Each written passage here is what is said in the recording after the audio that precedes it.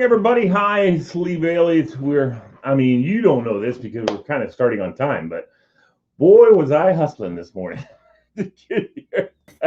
Here he is, ladies and gentlemen. I know he was just waiting on me. DP, Derek Pearson. What's up, my friend? Good morning, brother. Good morning. Man, I was struggling this morning. You okay? Yeah, no, I woke up. I was like, what the hell time is it? I mean, it was crazy. One of those things. And I had to, of course, with me, I got to do medicine. I got to do all that other stuff in the morning that I got to take care of, and that takes time. That's why I like to get up a little bit early. That's all right. We got it in, brother. We got it in. How are you doing, my friend?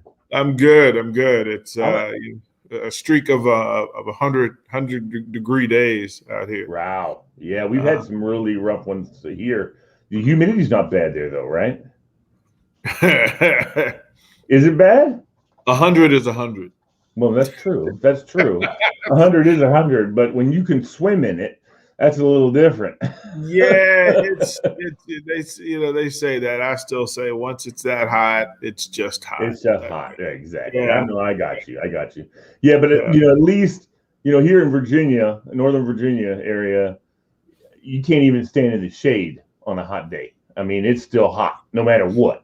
At least some places like the plains of Nebraska and Iowa and those areas, you get underneath a shade tree and there's a little bit of a breeze maybe. It's not as sweltering. I don't know. I know that here it can be bad. But today, I track it because you guys are there and you get to watch the Nats and the O's, and so whatever weather they're going through, I kind of know what's happening with you guys. Yeah. Well, we've got, I don't know, I've told you, I think last week, there's this team that I've been watching because my pseudo nephew is on the team. And he pitched, actually. It's really interesting. His coach had another pitcher start for like 2 innings or an inning and a half or something, totally intending to bring Brett in. That's apparently the plan. The plan was to start this guy off and then let Brett finish it out, and he did, and they won. So now they're in the state semifinal, which is tonight. And I was worried. I was like, "Oh, it's supposed to rain all day." No, my wife said no. It's supposed to stop around 2:00. I said, "Well, good luck to Brent.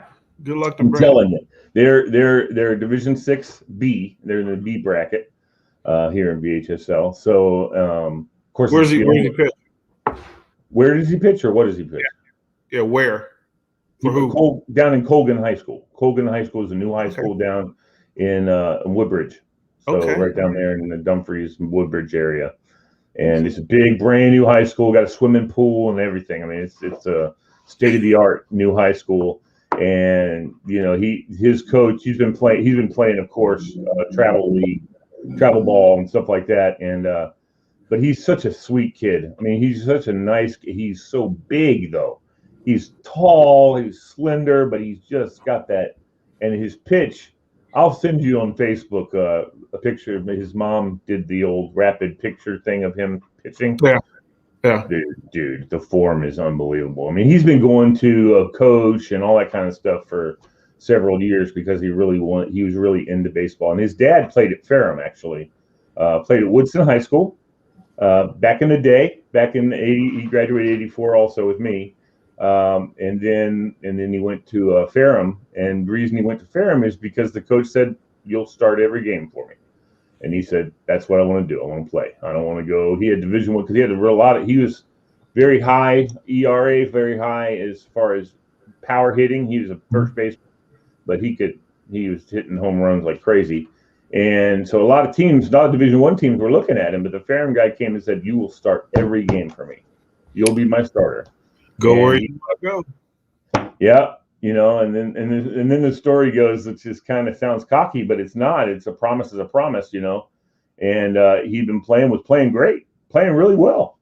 And one day they put the batting lineup up, and he wasn't on it. He was like, and he went over to his dad, and he said, "I'm not starting." And his dad says, "What do you want to do?" He says, "I feel like I want to leave. I feel like he totally didn't talk to me about it or nothing."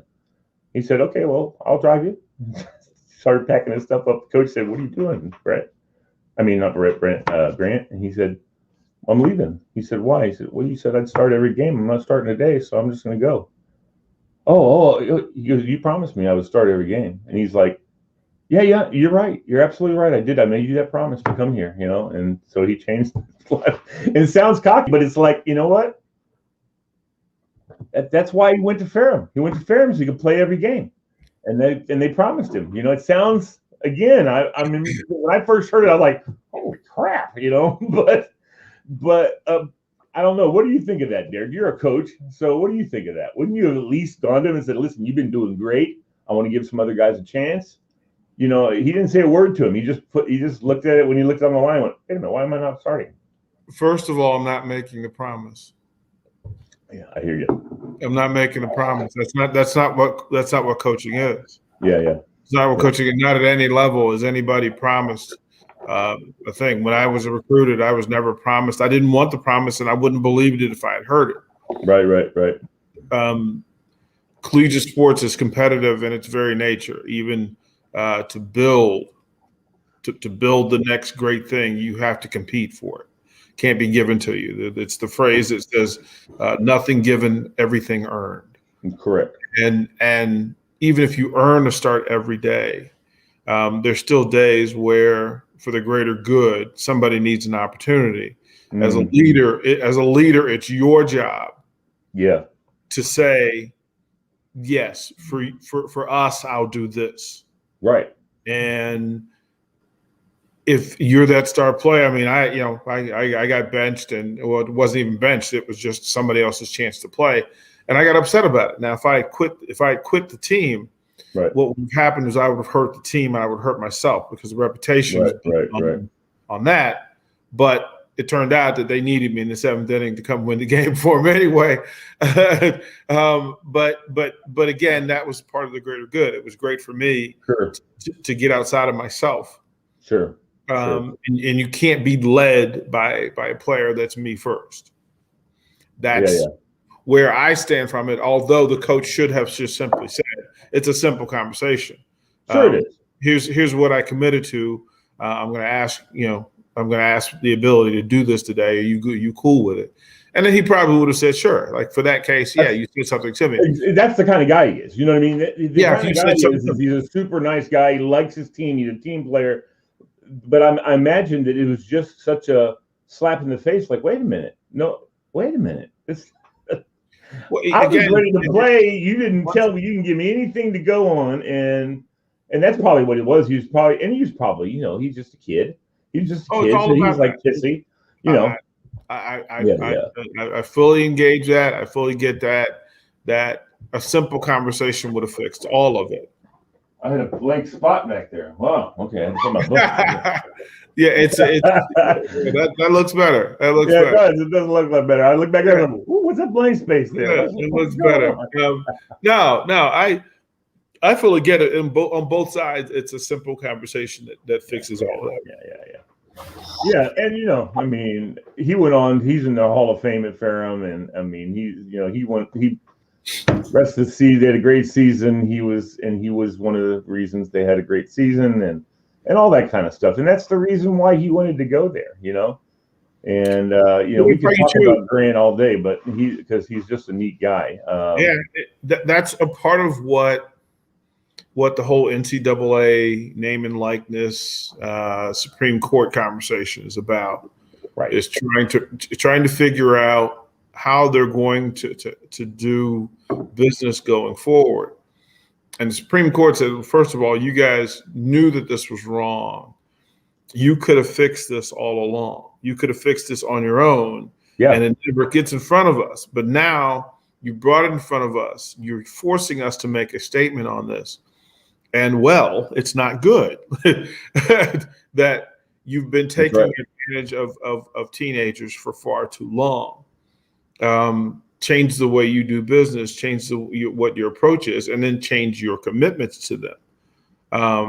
The game will change 100% in how folks are recruited, how they're taken care of while they're on campus, and then the ability for them to market and brand themselves. Because in this world, in this day and age, Yeah. All about branding. It is all about branding, and and the kids.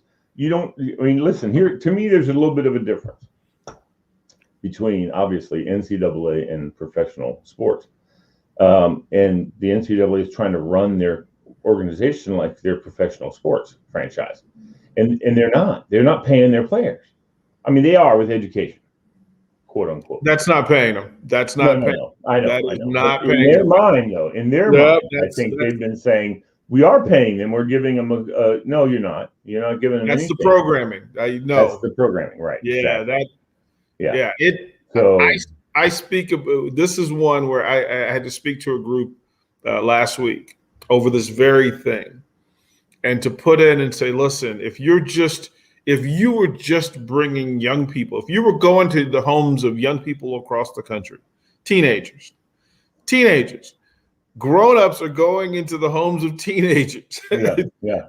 Grown-ups who make millions of dollars go into the homes of teenagers around the country and promise their parents that they should give those kids to those institutions of business.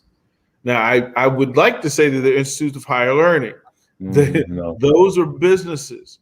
Yeah. Those are businesses. So the moment you do that, you make a commitment. You're not asking them to just come play ball for you. They've still got to go to class like everybody else. They've still got to commit their time. And I don't know, last I checked, going to college and getting a degree is not easy to do. No, that's if you're doing nothing else. So the wear and tear on the body, the wear and tear on the brain that you're having players where 92% of the players who play football are going to walk away concussed. Like you're actually affecting the reason that they're there. Yeah. You're not that scholarship. No, you're not paying them to go to school. Right. You're paying yourself for them to go to your school. And then how many of them actually don't even graduate from college? I mean, they don't even graduate. They go on to the NFL and they never. No, but I mean, most of those guys go back anyway. Yeah, they go back. No question. They go back. I'm a student athlete, if I'm a student athlete, if they're recruiting the right people, they're recruiting people who fit into the profile, people who are ready to go to college and get the degree anyway. And a lot of the guys who go and then leave early come back. That's true. Come back. No, you're right. And if you don't come back, that means that one, probably either you weren't set for that in the first place, or two, you're a multi-millionaire and don't need to. So I'm not mad at again, the teenagers, the 17-year-old. No. I'm not mad at them. What I'm saying is that these kids go in there and they're, just kind of carried. And when a teenager is given an option to have, not to pass a class without really doing any work, what's he going to do? I mean, that's the thing. You've got players that get through that. That's the adults. That's what I'm saying. That's the adults. That's what I'm saying. Exactly. And it's also, in total truth, having been around college programs all around the country, I don't know many student athletes who don't go to class. That's not like they're too aware now. They know that the value in this thing while I'm there. Yeah, I might as well set myself up because whatever is being offered there has value when they leave there. That's correct. So we get all of that, but a 17-year-old is not going to tell a 40-year-old that they're not going to go to class. That's not how that works. Right. So and then imagine that the two parents who sent that child, who gave them that child, who didn't say, while you're there, the scholastic part is first. Like, get your degree. And for a lot of those kids, especially kids from not well-off places, who may be the first person in the family to get the college opportunity because this country didn't take care of people that way. They just didn't. Well, guess what? It's way more important for them. They're using sports to get the degree. See, people have been programmed to think that it's the other way around. No. I went to college. I played baseball so that I could get a degree. Like that was, it wasn't, I didn't go to play baseball and go, oh, I don't want to go to class. No, I went to class. Wait a minute. Everyone says I don't want to go to class, but they still go.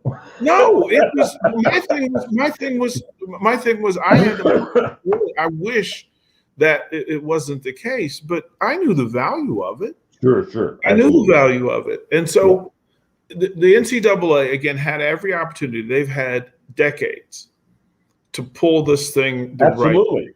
Right. Absolutely. And finally, now you allowed a group of people to be smart enough to put you on stand. Supreme Court says, listen, enough's enough. You guys should have done right by all of these kids. You've all made money. For them to say that, well, we're not making money in these athletic programs is simply a statement that they don't know how to manage money. Or promote athletic programs. Well, no, they're promoting just fine. Well, the money never reaches. Yeah. The money never reaches. I can tell you, like the Nebraska's athletic program works on $138 million budget per year. Mm-hmm. Well, you only have 400 student athletes. Quick math tells me that the money is going elsewhere. Yes. And in abundance. In abundance, that's right. Yeah, you're right. So whatever you would have, I mean, if your head coach makes $10 million and you are plus minus $2 million on your budget, seems to me like you got an easy decision to make. Sure, absolutely. I mean, come on, somebody too much. Like that's right. That's right. Because you ain't playing because you're not paying the players. No. So all you're doing is paying the damn coach and the coaching staff. Then there's something going on. It's remarkable that coaching staff being budgeted, I believe they get 20% of whatever the budget is. And whoever made that decision, okay, again, maybe that number's too high. Yeah. Maybe that number's too high. If you could take for every program in collegiate athletics, and it doesn't matter what level it's at, but I'll speak to Division I, that Lee, if they took $1 million and put it back and distributed it amongst the 100 players, everybody's happy. Everybody has what they need, and the games still go on. Correct. That's how simple this is. And they've pocketed this money for decades, and now, thankfully, our teenagers and our young 20s, those folks will actually be taken care of the right way, which is the way they should, because as adults, we should look out for our young people. Right. Well, how do you feel how do you feel? I feel like the kids should absolutely be compensated in some way, for sure. But I kind of believe that the education is part of the compensation package, not the huge part. They still should also. They also, for sure, as it says in there, as far as the branding is concerned, have the rights to themselves. In other words, why would you want somebody to leave Lee University uneducated and without a degree? No. I think they should. Right. There's value in people being educated by you, and you being able to say, "Hey, listen, I'm educating folks." Why would we want a dumber society? No. I mean, like I said, part of the compensation package, though, what I'm saying is part of the compensation package is the education. I mean, I think that's for sure, because you've got kids that are paying to come to school to be educated, paying a lot of money. But those people who don't participate in the athletics aren't generating revenue for the university. This is correct. Okay. Right? There's not 90,000. I'm not saying that the education package should be a big part of the right now. It's been the whole part. That's what they've been saying is the compensation bullshit. Oh, excuse my French, but no, that's not true. I mean, that shouldn't be. I mean, it can be a part of it. You can say, okay, we are giving this guy, because of his talent, we're giving him the tuition, and we're giving him room and board, and those things have this monetary value. All right, now what else more do we have to do because of his talent and because of why he's here and because of the revenue that he's generating his share of for the team? You know, where is that? And now that's the problem I have with that is then you start doing like the NFL does, and you say, well, this guy should get more money than this guy because he's more important to the team. And he's the reason why the revenue's coming in. Then they got the guys all this. Then, oh my gosh, what a mess that sounds like. It's not, Lee. It goes on now. No, I know that. It goes on now. Yeah. My thing is, all this provides is transparency. Yeah. For universities to be accountable for dollars in and dollars out. Yeah. Like there's simplicity for folks to think that Michael Vick and the number 99 player on that team had the same value. No, but within the system and the mechanics of how it works, boosters were doing things for Michael Vick. They were doing it behind the scenes and under the table. But what everybody should want is transparency. Here's the numbers. Here the value systems are. Name and likeness and social media will allow the Michael Vicks of the world to make their money because of their influence that way.